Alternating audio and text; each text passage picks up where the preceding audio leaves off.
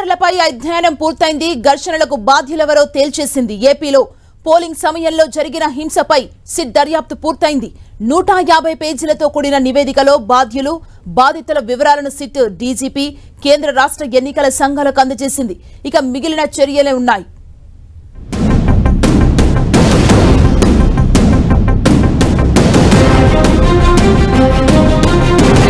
ఏపీలో పోలింగ్ ఆ తర్వాత రోజు జరిగిన అల్లర్లపై స్పెషల్ ఇన్వెస్టిగేషన్ టీం ప్రాథమిక దర్యాప్తు పూర్తి చేసింది. ఏపీలోని పల్నాడు, నరసరావుపేట, తాడిపత్రి, తిరుపతిలో జరిగిన ఘటనలపై సిట్ అధికారులు ముమ్మరంగా దర్యాప్తు జరిపారు. ఈ దర్యాప్తు చేసిన నివేదికను SIT chief Vineet Brijlal DGP Harish Kumar గుప్తాకు అందజేశారు. అనంతరం సీఈఓ ఎంకే మీనాకు కేంద్ర ఎన్నికల సంఘానికి సిట్ నివేదికను ఇచ్చారు.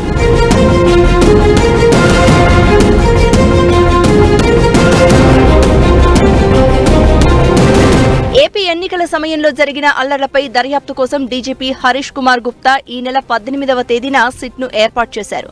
ఐజీ వినీత్ బ్రిజ్లాల్ నేతృత్వంలో 13 మంది సభ్యులతో కూడిన ప్రత్యేక బృందాన్ని నియమించారు. ఈ సిట్ సభ్యులు 2 రోజుల పాటు దర్యాప్తు జరిపింది.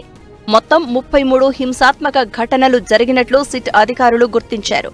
హింసాత్మక ఘటనలపై నమోదైన ఎఫ్ఐఆర్ ను సిట్ అధికారులు పరిశీలించారు. 150 పేజీలతో సుదీర్ఘ నివేదికను డీజీపీ హరీష్ కుమార్ గుప్తాకు సిట్ చీఫ్ వినీత్ బ్రిజ్లాల్ సమర్పించారు. మొత్తం 5 అంశాలపై సిట్ అధికారులు ప్రాథమిక దర్యాప్తు చేశారు.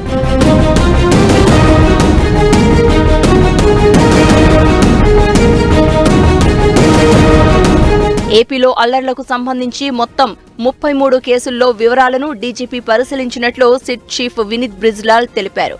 దర్యాప్తులో చాలా లోపాలను గుర్తించి సంబంధిత అధికారులకు సరైన ఆదేశాలు ఇచ్చామన్నారు. జిల్లా స్థాయిలో ప్రత్యేక బృందాలను ఏర్పాటు చేసి నిందితులను అరెస్ట్ చేయాలని ఆదేశించామన్నారు. సరైన సెక్షన్లతో కోర్టులో మెమో వేసి ప్రస్తుతం ఉన్న సెక్షన్లకు అదనంగా కలపాలని వివరించామని తెలిపారు. డిజిటల్ ఎవిడెన్స్ కింద సీసీటీవీ ఫుటేజీ, వీడియోలను కూడా సేకరించాలని అధికారులను ఆదేశించినట్లు తెలిపారు. సాధ్యమైనంత త్వరగా ఛార్జ్షీట్ వేయాలని చెప్పామన్నారు. సిట్ పర్యటనలో అనేక మంది బాధితులు వచ్చి విజ్ఞాపనలు ఇచ్చారని అన్నారు. వాటిని కూడా పరిశీలనకు పంపామని చెప్పారు.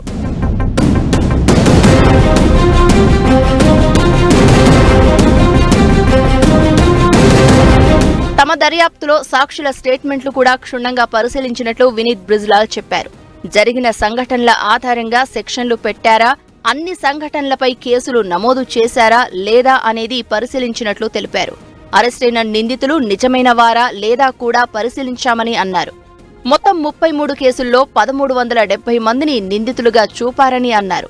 ఇందులో 124 మందిని అరెస్ట్ చేశారని చెప్పారు. పల్నాడు, తిరుపతి, అనంతపురాల్లో నమోదైన కేసులు, నిందితులు, అరెస్టైన వారి వివరాలు, గుర్తించిన వారు తదితర వివరాలను వెల్లడించామన్నారు. జరిగిన సంఘటనలను తీవ్రమైన నేరాలుగా సిట్ పరిగణించిందని చెప్పారు. ఈ నివేదికను పరిశీలించి తగిన చర్యలు తీసుకోవాలని జిల్లా ఎస్పీలు, అనంతపురం డీఐజీ, గుంటూరు రేంజ్ ఐజీలను డీజీపీ ఆదేశించినట్లు సిట్ చీఫ్ వినీత్ బ్రిజ్లాల్ తెలిపారు.